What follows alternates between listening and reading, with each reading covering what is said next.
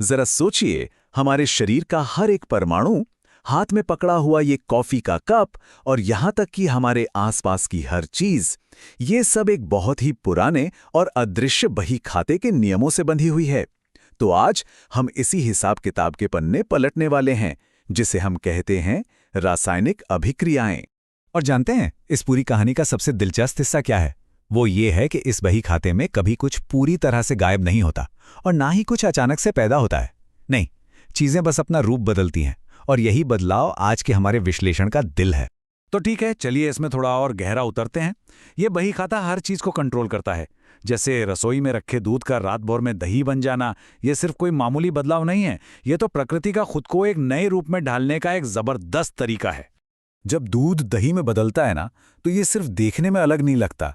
असल में ये परमाणुओं और अणुओं के लेवल पर होने वाला एक बहुत गहरा और कह सकते हैं खूबसूरत बदलाव है।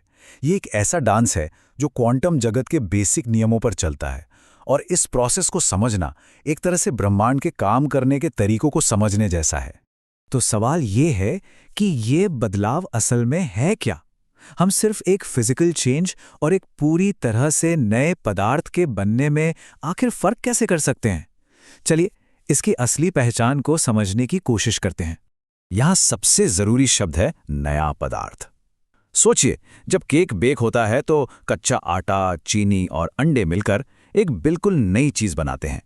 एक बार केक बन गया तो क्या उससे कच्चा अंडा वापस निकाला जा सकता है? नहीं, क्योंकि उन चीजों ने अपनी पुरानी पहचान हमेशा के लिए खो दी है। और ये स्लाइड इस बात को और भी साफ कर देती है। जब बर्फ पिघलती है तो वो पानी बन जाती है ना? लेकिन दोनों ही हाल में वो है तो H2O ही। लेकिन दूध से दही बनने में पुराने केमिकल बॉन्ड्स टूट जाते हैं और बिल्कुल नए बॉन्ड्स बनते हैं। बस यही असली फर्क है। तो बिना माइक्रोस्कोप के हमें कैसे पता चलेगा कि कोई रिएक्शन हुआ है? प्रकृति हमें कुछ सुराग देती है, जैसे रंग बदलना, गैस के बुलबुले निकलना या फिर किसी चीज का अचानक गर्म या ठंडा हो जाना। ये सब ना एक तरह से प्रकृति के फिंगरप्रिंट्स हैं, जो बताते हैं कि पर्दे के पीछे एटॉमिक लेवल पर कोई बड़ी घटना घटी है। अच्छा, अगर चीजें इस तरह से बदल रही हैं तो हम इस बदलाव को कागज पर कैसे लिखते हैं? इसके लिए साइंस एक खास भाषा का इस्तेमाल करती है, केमिकल इक्वेशन, जो असल में और कुछ नहीं बल्कि परमाणुओं का एक हिसाब किताब है। लेकिन इस हिसाब किताब में ना कभी कभी एक पहेली सामने आ जाती है। जैसे हाइड्रोजन और ऑक्सीजन मिलकर पानी बनाते हैं। इक्वेशन है H2 + O2 से बनता है H2O। लेकिन एक मिनट, बाईं तरफ 2 ऑक्सीजन के एटम हैं और दाईं तरफ सिर्फ एक, तो एक ऑक्सीजन का एटम गया कहां? इस सवाल का जवाब छिपा है एक बहुत ही फंडामेंटल नियम में, द्रव्यमान के संरक्षण का नियम। इसका मतलब है कि ब्रह्मांड में कुछ भी अचानक गायब नहीं हो सकता।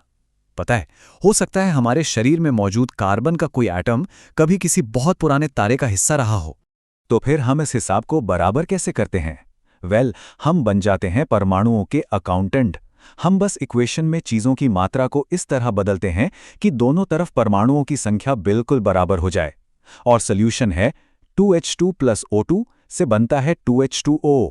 अब तीर के दोनों ओर 4 हाइड्रोजन और 2 ऑक्सीजन हैं। हिसाब बराबर। अब ये सब सुनने में ऐसा लग सकता है कि परमाणुओं के बीच हर वक्त अफरा तफरी मची रहती है, लेकिन ऐसा बिल्कुल नहीं है। इस पूरी प्रक्रिया के पीछे एक बहुत ही ऑर्गेनाइज्ड पैटर्न है। चलिए इस पूरी घटना को एक बहुत बड़े डांस फ्लोर की तरह देखते हैं। देखिए, संयोजन अभिक्रिया में 2 डांसर मिलकर एक जोड़ी बनाते हैं। वियोजन में एक बनी बनाई जोड़ी टूट जाती है। विस्थापन थोड़ा ड्रामेटिक है। इसमें एक ज्यादा मजबूत डांसर आकर दूसरे को हटा देता है। और द्विविस्थापन में 2 जोड़ियां आपस में अपने पार्टनर ही बदल लेती हैं। है ना कमाल का तरीका इसे याद रखने का? लेकिन इस पूरे डांस के पीछे की असली वजह क्या है? एक शब्द में कहें तो स्थिरता। परमाणु तब तक जुड़ते, टूटते या पार्टनर बदलते रहते हैं जब तक कि उन्हें सबसे स्टेबल और कम से कम ऊर्जा वाली अवस्था नहीं मिल जाती। कोई भी आटम अपने मर्जी से कहीं नहीं जा रहा है। सब एक ही चीज की तलाश में है, स्टेबिलिटी। अब हमें उस एक तत्व की बात करनी ही होगी जो इस पूरे खेल का शायद सबसे बड़ा खिलाड़ी है। वो एलिमेंट जिसने हमारी रोजमर्रा की जिंदगी पर सबसे ज्यादा असर डाला है, और वो है ऑक्सीजन। ऑक्सीजन का खेल ऑक्सीडेशन और रिडक्शन की प्रक्रियाओं से जुड़ा है। ऑक्सीडेशन यानी ऑक्सीजन का जुड़ना और रिडक्शन यानी ऑक्सीजन का हटना। और सबसे मजेदार बात यह है कि ये दोनों प्रक्रियाएं हमेशा हमेशा एक साथ होती हैं। इसे रेडॉक्स रिएक्शन कहते हैं। ये एक परफेक्ट लेनदेन है।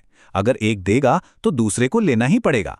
और यहीं पर ऑक्सीजन का दोहरा चरित्र सामने आता है। एक तरफ ये हमारे जीवन का आधार है, हम इसी से तो सांस लेते हैं, लेकिन दूसरी तरफ यही ऑक्सीजन लोहे जैसी मजबूत धातु को धीरे धीरे खाकर जंग में बदल देती है और हमारे ताज़े खाने को सड़ा देती है।